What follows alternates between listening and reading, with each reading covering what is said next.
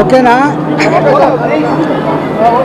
భారతీయ సంస్కృతి సాంప్రదాయం, ఈ భారతీయ అభిమానం అంతా కూడా స్త్రీలను గౌరవించే, స్త్రీలను పూజించేటువంటి దేశం. చేసే పూజలు, సమర్పించే బోనాలన్నీ కూడా వ్యక్తి కేంద్రంగా కాకుండా సమాజ హితమే ధ్యేయంగా సమాజం అంతా కూడా పాల్గొని చేసేటువంటి పండుగ ఈ పండుగ.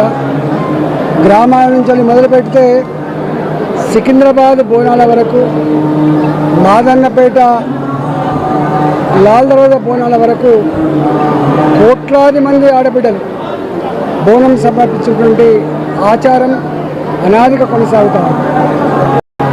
ఈ ఆషాఢ మాసంలో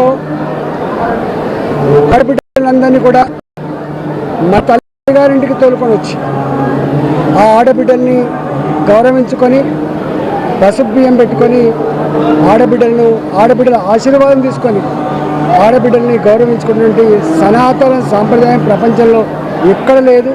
అది కేవలం తెలంగాణ ప్రాంతంలో మాత్రమే ఉంది. బతుకమ్మను ఆడుకున్న ఇవాళ లక్ష్మీ దేవతలాగా పండుగలో కూడా మళ్ళీ స్త్రీని పూజించుకుంటాం.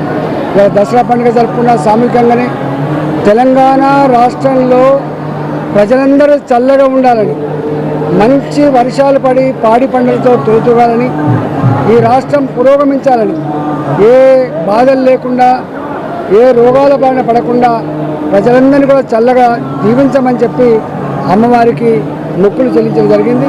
ఈ బోనాల పండుగ సందర్భంగా ప్రజలకు, మరీ ముఖ్యంగా మా ఆడబిడ్డలందరికీ కూడా శుభాకాంక్షలు.